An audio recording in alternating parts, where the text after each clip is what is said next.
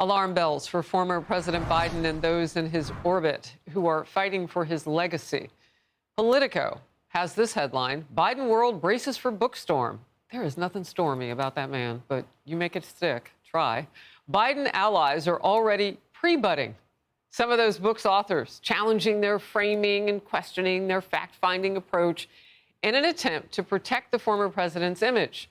4 books are set to drop over the next few months. 4 of them. The first one hits the shelves tomorrow. And here's some parts of it. Biden aides warned about Kamala Harris replacing the president. Quote, "You want her? Look at her polling. No one wants her. Forget it. It's never going to happen." Quote.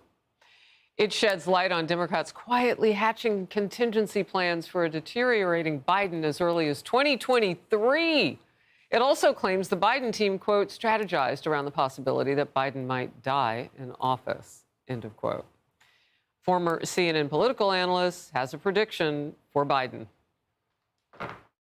The fact that the Biden inner circle clearly knew he was diminished. They kept him from the media. They insisted to the media he was fine, even while knowing he was not. I have a feeling that by the end of May, Joe Biden and his inner circle are going to even be more persona non grata than they are right now in the Democratic Party. Well, so are some of the analysts and journalists. I mean, come on. Lisa Booth is here, Fox News political analyst. Your thoughts? I mean, how many times did we raise concerns when we knew what was going on with Joe Biden? It was obvious to everyone. Yet we were called liars. Yet we were told it was, it was cheap fakes, that we were the ones that had something wrong with us.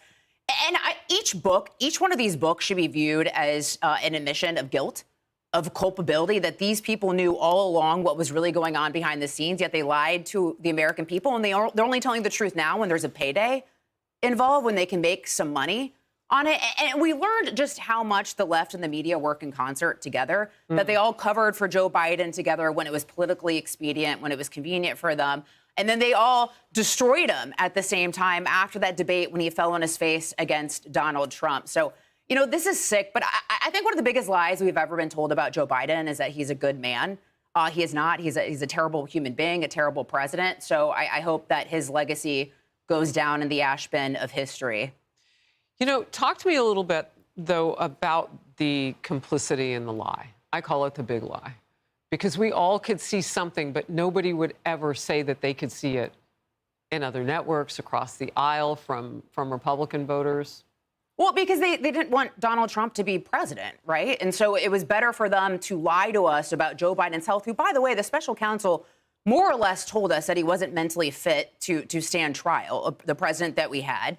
And so they didn't want they didn't want Donald Trump to be president again. So they were willing to lie to us instead to try to protect Joe Biden. Can we spend just a couple seconds on Robert Hur for a second? That's who you're talking about. And I took issue with this at the time.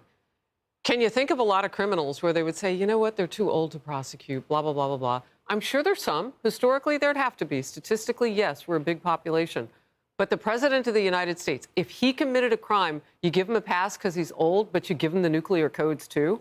Or mind you, I mean, we saw that unprecedented raid on, Donald Trump and his wife and his family at Mar-a-Lago. And then what did we know? We know that Joe Biden had mishandled classified documents going back to his time in the Senate. At least as president. Well, and at least as president, you have ultimate classification and declassification authority. You don't have that as Senator of the United States. So in all likelihood, he took those documents out of a skiff. Crime. Lied to the American people, and then told his ghostwriter that he knew he had classified documents, but, I get to do whatever I want. But we're going to send the FBI in to raid Donald Trump. Also, we're finding out why the deep state and those in the bureaucracy are having such a hard time with President Trump taking office again, because they don't get to run the country anymore like they did under Joe Biden. That we actually have a president asserting his executive power and his authority. We actually have a commander-in-chief again. That's the second time that the term or the idea of deep state has come up this hour. One was about the judiciary. We'll talk about that another time. Fascinating from Andrew Cherkowski. Hey, everyone. I'm Emily Campagno. Catch me and my co-hosts Harris Faulkner and Kaylee McEnany on Outnumbered every weekday at 12 p.m. Eastern, or set your DVR. Also, don't forget to subscribe to the Fox News YouTube page for daily highlights.